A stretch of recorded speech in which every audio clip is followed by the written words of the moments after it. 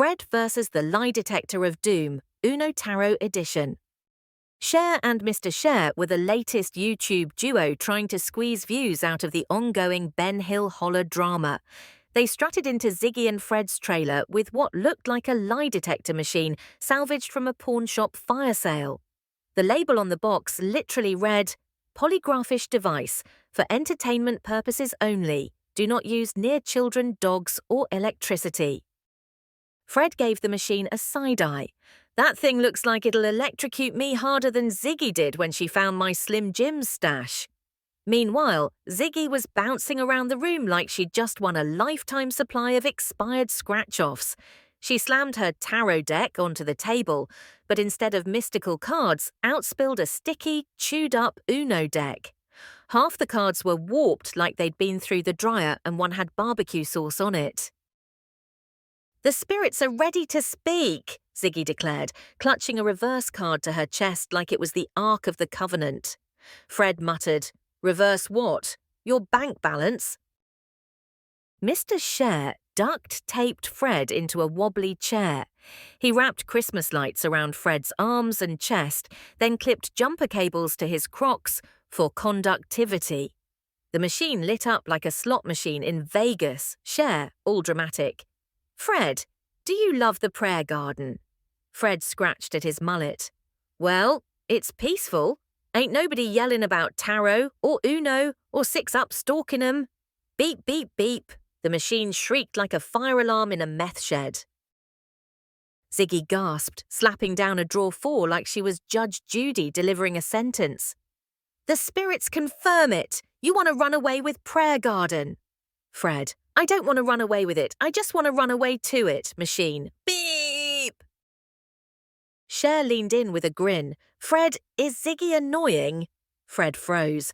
He looked at the machine, then at Ziggy, who was gripping a card like she was about to cast a spell. "No, Ziggy's my sweet pea, my moon, my stars." Beep, beep, beep, beep. The machine screamed louder than Ziggy begging for super chat money at 3 a.m. Smoke started curling out the back. Ziggy's eyes bulged. She slammed the reverse card on the table. "You trying to reverse the truth, Fred? The universe sees you." Fred groaned. "If only that card worked in real life. I'd reverse right out this marriage." Mr. Cher, "Fred, would you rather spend a week locked in a porta potty with Queen Bee, or spend 1 week listening to Ziggy talk about Andy being on Ben Hill Road?" Fred didn't hesitate. "Porta potty. At least with Queen Bee there's ventilation and blunts." The machine went silent, completely still, like even it needed a moment of silence for Fred's sanity. Ziggy's jaw dropped so hard it nearly cracked the table. She dove into her deck, yanking out Uno cards like a madwoman. First, she slapped down a wild card. "The universe says you're guilty." Then a draw 2. "That means you owe me 2 apologies." Then a skip. "Skip your freedom, Fred. You stuck with me forever." Fred sat there with duct tape peeling off his Crocs, deadpan as ever. "Woman, you play an Uno solitaire and you still losing." But Ziggy wasn't done. She whipped out the Uno instruction booklet and began reading it like scripture. "When a wild draw 4 is played," she intoned solemnly, "the next player must draw 4 cards and lose their soul to their wife." Cher leaned over to Mr. Cher and whispered, "I don't think that's in the rules." Mr. Cher, "Buddy, I don't think any of this is in the rules."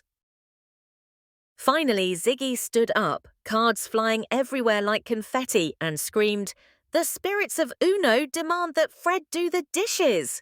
Fred sighed, yanked the wires off, and walked toward the door. "Fine, but I'm using the porta potty sink." Stay tuned.